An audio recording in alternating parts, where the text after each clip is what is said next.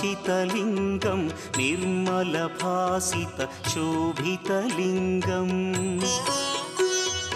जन्मज दुःखविनाशकलिङ्गं तत्प्रणमामि सदा शिवलिङ्गम् देवमुनिप्रवरार्चितलिङ्गं कामदहन करुणाकरलिङ्गम् रावणदर्पविनाशकलिङ्गं तत्प्रणमामि सदा शिवलिङ्गम्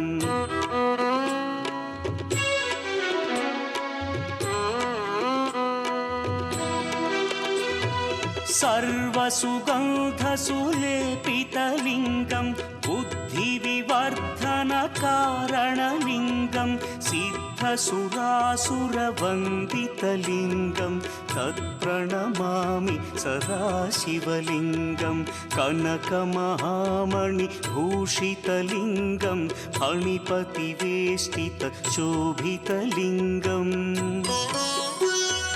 दक्षसुयज्ञविनाशनलिङ्गं तत्प्रणमामि सदा शिवलिङ्गम्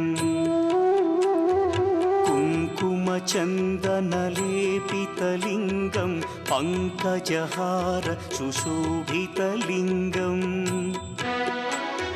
सञ्चितपापविनाशनलिङ्गं तत्प्रणमामि सदा शिवलिङ्गम्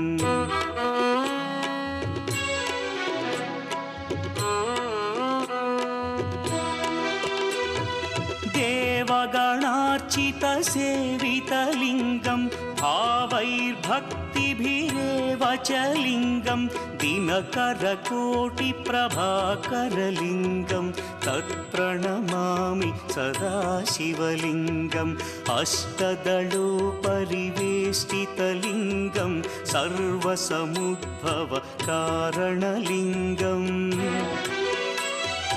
अष्टदरिद्र्यविनाशनलिङ्गं तत्प्रणमामि सदा शिवलिङ्गम्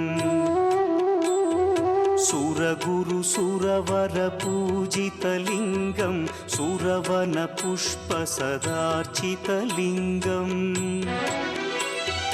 परमपदं परमात्मकलिङ्गं तत्प्रणमामि सदा शिवलिङ्गम् लिङ्गाष्टकमिदं पुण्यं यः पठेच्छिवसन्निधौ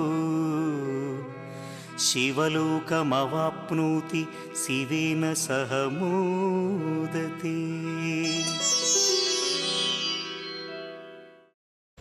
அவன் அழகா தப்பிச்சு வருவான். உன் வேலை என்னவோ அதை மட்டும் பாரு. புதக்குழியா இருக்கிற பாதைக்கு போக வேண்டாம்னு சொல்றேன், நீங்க கேட்க மாட்டேங்கிறீங்களே. எல்லாத்துக்கும் கடைசியா ஒரே ஒரு வார்த்தை சொல்றேன் அத்தை, தெய்வம் கொடுக்கறத யாராலையும் தடுக்க முடியாது. தெய்வம் கொடுக்க மறுக்கிறத யாராலையும் கொடுக்கவும் முடியாது. தங்கதுரைக்கான தண்டனை ஆண்டவனோட கைவசம் தயாரா இருக்கு. முடிஞ்சா நீங்க காப்பாத்திக்கோங்க. பிரியாணி பாத்திரத்தில் நெய், கடலை எண்ணெய், பட்டை, மராட்டி மொட்டு, கல்பாசி, ஏலக்காய், பிரியாணி இலை, வெங்காயம், பூண்டு, முந்திரி, பிரியாணி மசாலா, தக்காளி, கல் உப்பு, மஞ்சள் தூள், கொத்தமல்லி, புதினா சேர்த்து நன்கு வதக்கவும். பின்னர் மட்டன், தயிர், சிறிது தண்ணீர் ஊற்றி கலந்து அதனுடன் சீரக சம்பா அரிசி சேர்த்து கொதித்த பின் பச்சை மிளகாய், புதினா சேர்த்து இறுதியாக தம் போட்டு இறக்கினால் சுவையான கொங்கு நாடு வெள்ளை மட்டன் பிரியாணி தயார். இப்போ உனக்கு கால் உடைஞ்சிருக்கும். தனோ பார்த்து சூதானமா நடந்துக்கோ.